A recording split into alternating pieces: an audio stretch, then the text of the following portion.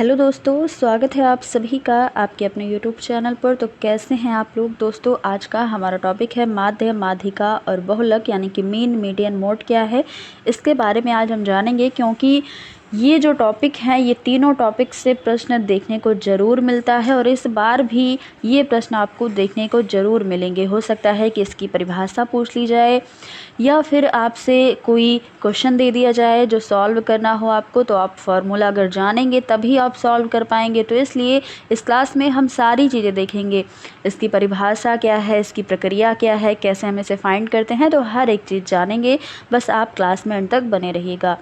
तो देखेंगे सबसे पहला जो हम पढ़ेंगे वो माध्य के बारे में, जिसे हम मध्यमान भी कहते हैं और मीन भी कहते हैं। तो अगर माध्य या मध्यमान आ जाए तो इसमें आपको बिल्कुल भी कन्फ्यूज़न नहीं आपको रखना है। माध्य और मध्यमान एक ही है, जिसे हम इंग्लिश में मीन कहते हैं।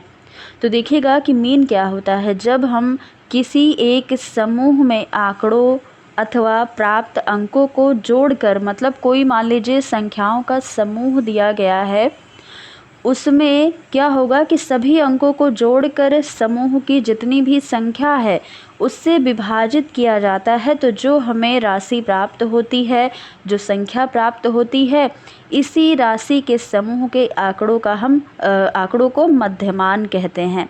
तो ये चीज़ें आपको अभी आप प्रश्न देखेंगे, एग्जाम्पल देखेंगे तो और भी अच्छे से क्लियर हो जाएंगी। हो सकता है कि यहाँ पर आपको थोड़ा सा कम समझ में आया हो, क्योंकि कोई चीज़ें जब प्रैक्टिकली हम देख लेते हैं तो वो और भी अच्छे से क्लियर हो जाती है। लेकिन आपको इसकी प्रक्रिया जो यहाँ पर लिखी गई है, ये सारी चीज़ें आपको लिखना ज़रूर है। आगे देखिएगा, परिभाषा ग्रीनवॉल्ड ने दी है कि मध्यमान वह मूल्य है जो कि दिए गए समस्त पदों के योग, यानी कि जो समस्त संख्याएं दी हैं उनके योग को पदों की संख्या से भाग देने पर क्या होता है, मध्यमान प्राप्त होता है या मीन प्राप्त होता है। तो ये परिभाषा भी आपको याद रखनी है। अब देखिएगा हम इसे कैसे फाइंड करते हैं, यानी कि हाउ टू फाइंड मीन, कैसे हम मध्यमान को ज्ञात करते हैं। तो एक उदाहरण यहाँ पर मैंने लिखा है, इसके द्वारा आपको बहुत ही अच्छे से क्लियर हो जाएगा। देखिएगा, मान लीजिए कि एक परिवार में दो भाई हैं, उन दोनों भाइयों की अलग अलग ऊंचाई है। छोटा भाई जो है उसकी 128 सेंटीमीटर ऊंचाई है और बड़े भाई की ऊंचाई है 150 सेंटीमीटर। इनके माता पिता जो हैं वो इनकी औसत ऊंचाई जानना चाहते हैं, एवरेज उनको पता करना है। तो ऐसा करने के लिए उन्हें क्या करना होगा, उन्हें माध्य या मध्यमान निकालना होगा, जिससे उन्हें इन दोनों भाइयों की औसत ऊंचाई जो है ये पता चल जाएगी। तो यहाँ पर ये एग्जाम्पल मैंने रखा है। अब देखिएगा कि वे जो इनके माता पिता हैं वो कैसे इन्हें फाइंड करेंगे, मतलब मध्यमान इनका कैसे निकालेंगे। तो पहला भाई जो था यानी कि छोटा भाई, उसकी औसत ऊंचाई, उसकी ऊंचाई कितनी थी, 128, और दूसरे भाई की 150 सेंटीमीटर। तो दोनों को हमने क्या किया, जोड़ लिया। यहाँ पर आपको दे रहा है कि 278, और नीचे 2 क्यों लिखा गया है, आप देख पा रहे होंगे कितने भाई थे। देखिए, एक छोटा भाई था और एक बड़ा भाई था, तो दो ही तो लोग थे। तो इसलिए मैंने क्या किया, 2 से डिवाइड कर दिया इन सभी को। जब 2 से डिवाइड कर देंगे तो हमारा आंसर आ जाएगा 139 सेंटीमीटर। तो यही हमारा क्या है, माध्य है। तो ये जो एग्जाम्पल आपने देखा है, यहाँ पर क्या हुआ, इन्होंने मध्यमान जो औसत ऊंचाई थी इनकी ज्ञात कर ली, जो कि मध्यमान कहलाया। तो यही इसका आंसर हो जाएगा। अब देखिएगा इसका फॉर्मूला क्या है। ऊपर जो आपने देखा ये फॉर्मूले पर ही लगाया गया है, तभी मध्यमान निकाला गया है। लेकिन फॉर्मूला भी देख लीजिए। तो फॉर्मूला होता है मीन या माध्य बराबर अवलोकनों का योग या बटे क्या होता है, अवलोकनों की संख्या। तो अवलोकनों का योग ही तो यहाँ पर हुआ है, जितने दिए गए थे दोनों भाइयों की जो ऊंचाई, उसका योग कर दिया गया है। और अवलोकनों की संख्या भी यहाँ पर दी गई है, जैसे एक भाई था और दो भाई, तो दो भाई थे तो यहाँ पर क्या हुआ, उसकी संख्या लिख दी गई, बस उसी से भाग दे दिया गया और हमारा क्या आ गया, आंसर आ गया।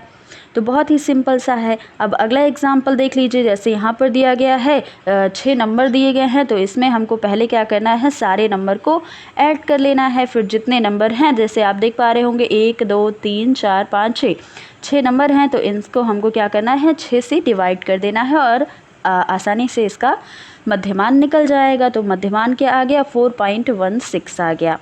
तो ये था मध्यमान निकालने का तरीका। अब देखिएगा माध्यिका यानी कि मीडियन क्या होता है। जिसे हम माध्यिका, मध्यांक भी कह सकते हैं, माध्यिका भी कहते हैं और इंग्लिश में इसे मीडियन कहते हैं।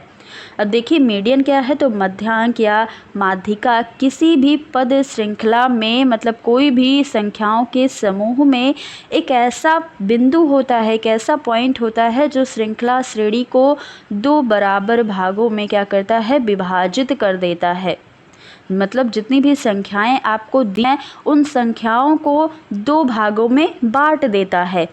उसके एक ओर कम मूल्य के और दूसरी ओर अधिक मूल्य के चल होते हैं, लेकिन इसके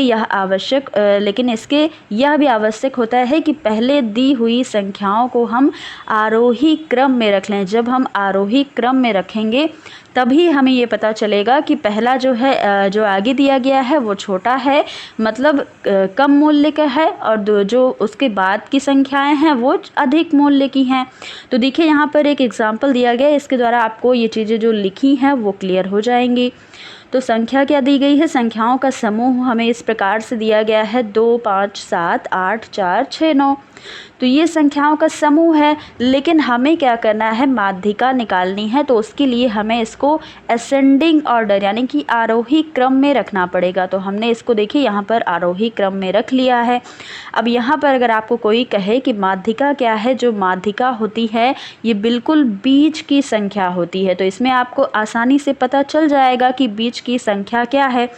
आप देख पा रहे होंगे जो 6 लिखा है ये बिल्कुल बीच की संख्या है, लेकिन कम नंबर दिए गए हैं तो आप आसानी से पता कर सकते हैं। अगर यहीं पर अधिक नंबर दिया जाता, कोई बड़े बड़े नंबर्स होते और कई सारे नंबर होते, तो वहाँ पर आपको बीच की संख्या आसानी से ज्ञात करने में प्रॉब्लम होती। तो इसके लिए भी एक फॉर्मूला बनाया गया है। एक चीज़ और यहाँ पर क्लियर कर लीजिए, जैसे यहाँ पर लिखा है कि एक और कम मूल्य और दूसरी ओर अधिक मूल्य। जब इसको हम असेंडिंग ऑर्डर में लिख लेंगे तो जाहिर सी बात है कि जो बीच का अंक होगा उसके पहले के अंक जो हैं ये कम मूल्य के होंगे, छोटे होंगे उससे, और ये क्या होंगे, जो बाद वाले हैं ये इससे अधिक मूल्य के होंगे, मतलब 6 से क्या होंगे, बड़े होंगे। तो यही चीज़ यहाँ पर लिखी गई थी। अब आगे देख लीजिए, इसकी परिभाषा प्रोफेसर बावले ने दी है, जो मतलब इनका नाम ही बावले है, तो ये बावले हो गए थे, तो इन्होंने क्या किया, एक परिभाषा ही दे डाली। तो हमें इसे याद करना पड़ेगा। क्या परिभाषा दी है कि यदि एक समूह के दो पदों को उनके मूल्य के अनुसार क्रमबद्ध किया जाए तब लगभग बीच वाला पद मूल्य क्या है, मध्यांक होता है। तो ये परिभाषा इन्होंने दी। देखिए यहाँ पर कोई भी मतलब वो नहीं करेगा कि हाँ आपने ऐसा बोल दिया कि बावले हैं, बावले होकर परिभाषा दे दी। तो इस प्रकार से अगर हम कोई चीज़ें फ़नी वे में बोलते हैं तो इससे क्या होता है, चीज़ें हमारे दिमाग में रहती हैं, याद रहती है। अब अगर यहाँ पर मैंने ये बोल दिया कि ये इन्होंने इनका नाम बावले है, तो बावले होकर इन्होंने एक परिभाषा ही दे डाली। तो अब हो सकता है कि आप जब एग्ज़ाम दे रहे होंगे तो आपको ये परिभाषा याद आ जाए कि किसने दी है, बावले जी का नाम आपको याद आ जाएगा आसानी से। तो ये बातें होती हैं। अब देखिएगा फार्मूला क्या है, कैसे हम माध्यिका को ज्ञात करते हैं, इसके लिए एक फार्मूला बना है। देखिए 2 फार्मूले हैं इसके लिए। पहला फार्मूला तो जहाँ विषम संख्या का सूत्र होता है, मतलब विषम संख्या आती हैं, वहाँ पर हमें ये फार्मूला लगाना होता है, और अगर सम संख्या आएंगी तो हमें उसके लिए दूसरा फार्मूला लगाना होगा। तो यहाँ पर संख्याएं जो दी हैं उसको देख लेते हैं। पहले एक उदाहरण देखिएगा, उदाहरण के थ्रू आपको पता चल जाएगा। संख्याएं आपको दी गई हैं कुछ इस प्रकार 2, 5, 7, 8, 4, 6, 9। तो कितनी संख्याएं हैं, 1, 2, 3, 4, 5, 6, 7। 7 संख्याएं हैं, मतलब कि विषम संख्या है। तो विषम संख्या है इसलिए हमें ये वाला फॉर्मूला यहाँ पर लगाना है। अब इसको सबसे पहले माध्यिका निकालनी है, तो हमें आरोही क्रम में रखना होगा, जो हमने यहाँ पर रख लिया है। पहले 2, 4, 5, 6, 7, 8, 9। तो हमने क्या किया, इसको असेंडिंग ऑर्डर में लिख लिया। अब हमें ये इसको फार्मूला लगाना है। तो फार्मूला देख लीजिए, n+1 का टर्म और अपॉन 2 करके हम इसका फार्मूला लगाएंगे। तो फार्मूला ये था, इस पर हमने रखा 7। तो 7 ये कहाँ से आया, ये नंबर जो दिए गए हैं 1, 2, 3, 4, 5, 6, 7, यही सारे नंबर का हमने मतलब देखा कितने नंबर हैं, वही n होता है। और फार्मूले में था 1, तो हमने +1 कर दिया। अब आपके दिमाग में आया होगा कि ये 1 कहाँ से आ गया, तो ये फार्मूले में ही दिया गया है, इसलिए ये 1 यहाँ पर हमने ऐड किया। तो जब हमने 7 + 1 किया तो 8 आ गया, और ये 2 कहाँ से आया, तो 2 भी फॉर्मूले में दिया गया, तो इसलिए ये 2 भी यहाँ पर आ गया। तो अब इसे हम क्या करेंगे, 7 + 1 कर दिया और बाई 2 से इसको डिवाइड कर दिया तो आ गया 4। लेकिन जो 4th टर्म आया है ये हमारा डायरेक्ट आंसर नहीं होगा। 4 तो यहाँ पर हमें दिख रहा है, तो आपने तो कहा कि ये बीच की संख्या होती है, जबकि ये बीच की संख्या नहीं है। तो यहाँ पर एक चीज़ आपको ध्यान में रखना है कि जो भी डिवाइड करके बात निकल कर आएगा, जो टर्म निकल कर आएगा, मतलब चौथा नंबर, जो भी संख्याएं हमें दी गई हैं उसका आरोही क्रम करने के बाद फार्मूले पर रख कर जब हम डिवाइड करेंगे तो जो नंबर आएगा वो नंबर में देखना है। जैसे यहाँ पर 4th आया तो हमें देखना है पहला, दूसरा, तीसरा, चौथा। अब चौथे नंबर पे कौन सा अंक है, 6 है, तो 6 हमारी माध्यिका हो जाएगी, जैसे कि यहाँ पर दिया गया है 6 हमारी माध्यिका है और ये आंसर हो जाएगा। तो इस प्रकार से आपको क्या करना है, माध्यिका निकालनी है जब विषम संख्या आ जाए। और अगर सम संख्या आ जाए तो उसके लिए आप कौन सा फार्मूला लगाओगे, तो यहाँ पर आपको ये फार्मूला दिया गया है विषम संख्या के लिए। तो विषम संख्या के लिए ये उदाहरण भी दिया गया है, जैसे 1, 2, 4, 7, 8, 17, 9 और 18। तो ये संख्याएं कितनी है, 8 संख्याएं हैं। तो ये संख्याएं यहाँ पर देखिए सम संख्या होगा, यहाँ पर विषम लिखा गया है, यहाँ पर 8 संख्याएं हैं तो सम संख्या है।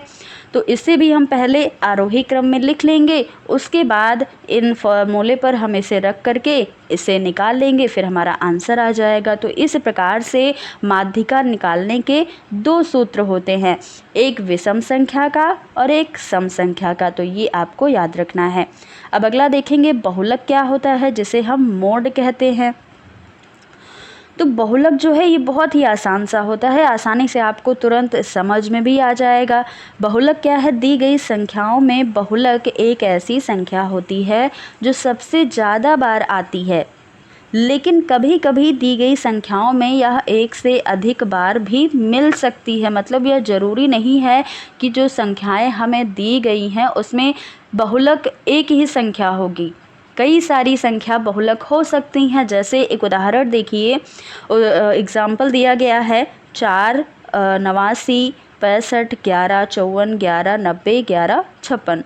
तो इस प्रकार से कुछ संख्याएं दी गई हैं, संख्याओं का समूह। तो यहाँ पर जो 11 है ये एक से अधिक बार आया है, तो एक से अधिक बार आया है, अर्थात यही क्या है, हमारा बहुलक है। मतलब जो संख्याएं हमें दी जाएं उसमें एक से अधिक बार जो संख्या आ जाए वही बहुलक माना जाता है।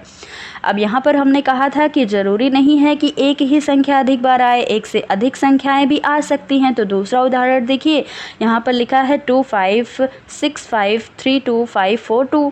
तो इस प्रकार से यहाँ पर आप देख पा रहे होंगे कि 2 जो है ये भी 3 बार आया है, और 5 जो संख्या दिख रही ये भी 3 बार आया है। तो इसका मतलब है कि एक से अधिक संख्याएं एक से अधिक बार आ सकती हैं। जैसे इसमें आपने देखा कि सिर्फ 11 का कई बार आगमन हुआ है, 11 कई बार आया, तो 11 यहाँ पर बहुलक है। लेकिन यहाँ पर क्या है कि 2 और 5 दोनों अधिक बार आए हैं, एक से अधिक बार, तो ये बहुलक माने जाएंगे।